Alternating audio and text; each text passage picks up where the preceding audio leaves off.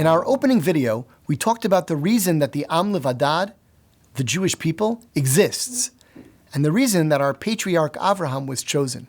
We said that we've been given a mission to bring God's blessings to all humanity, and that these blessings ultimately boil down to nothing more than one simple but powerfully great idea: monotheism. In this video, we're going to talk about what monotheism is and why it means a lot more than simply believing in only one God.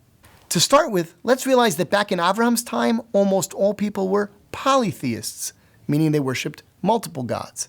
They also often made images and statues of those gods to place in their temples. So Avraham's message was quite revolutionary. Interestingly, the Torah gives us no explanation for how Avraham learned about monotheism or why he was the one chosen to initiate the Am Levadad. The sages of the Talmud and the Midrashim fill in this gap by depicting Avraham going through a process of philosophical exploration and inquiry, and even attempting himself to engage in idolatrous worship, ultimately to realize that this was futile and meaningless. The Midrash also records traditions about him smashing idols and otherwise challenging his father, community, and entire society regarding their beliefs, and even being sentenced to death for heresy, only to be miraculously saved at the end. As we said, contrary to these pagan beliefs, Avraham began to spread the revolutionary idea called monotheism. This belief, as it's usually understood in Jewish philosophy, states that there is only one God who is omnipotent, which means all-powerful, omniscient, meaning all-knowing, eternal, meaning that he always has and always will exist, he's beyond time, infinite, and therefore also not material or physical. He exists outside of space, just as he exists outside of time, and the uncreated creator and ruler of the entire universe, meaning that he not only knows, but also ultimately controls everything that happens, at least if he chooses to intervene. And again, as we've explained, the Am Levadad exists for the purpose of spreading this message. This is why Avraham was chosen. But we need to ask, what's so important about this idea? It may be interesting and instructive. It may be true. But why would an entire nation need to be created just to spread a philosophical position?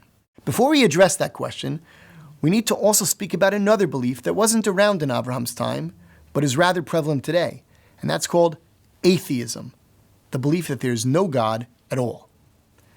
So let's compare all three of these philosophies. When I discuss this with my students, I often write the terms on the board this way. Atheism means no gods.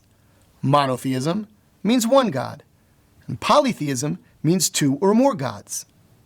And then I ask the students the following question. Let's say I ask you to take these three philosophies and put them into two categories. Take two of them that are kind of similar to each other and put them together, and one which is different than the other two is the outlier. What do those groups look like? Which two are together and which one's the outlier?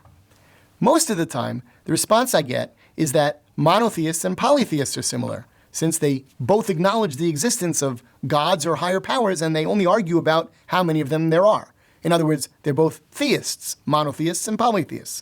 But atheism, which completely denies the existence of any higher power, that one's the outlier. At first glance, that response seems to make a lot of sense. But as counterintuitive as this may be, I believe that the monotheist is the unique one in this group. I actually think that the polytheist and the atheist are quite similar to each other. In fact, they're almost identical. One might even describe atheism as a special form of polytheism. What do I mean by that? Well, let's realize that in classic polytheistic conceptions of the world, even if there often was a head or a chief god, there was no single ruler in charge of everything. Instead, the polytheist viewed the universe as a chaotic place controlled by various powers which he personified and called gods. While the specific names and mythologies varied from one region or culture to another, there were striking similarities between them. They all believed in a pantheon of gods, each of which was thought to be responsible for a different natural or human phenomenon. So there was usually a sun god and a moon god, a god of wind, a god of rain, a god or often goddess of fertility, a god of war, love, etc. And at least in ancient times, those gods often looked and behaved very much like humans. They were jealous of each other, They fought with one another, they formed alliances, they deceived each other. To survive in such a world, the polytheist would worship the various gods and try to figure out what they needed so that he could win their favor and entice them to act in his interest. He might also engage in magical rituals that he believed could harness various forces to help him. Now let's compare that to the way a modern atheist sees the world. Unlike the polytheist, he doesn't believe in gods with personalities and emotions. But beyond that distinction, his vision of the world is very similar. He also sees a chaotic universe in which various forces interact and clash with one another. His universe, like that of the polytheist, has no ruler and nobody in charge. Since he can't worship the inanimate forces he believes control the world, and since he probably doesn't believe in magic either, instead he turns to science and technology.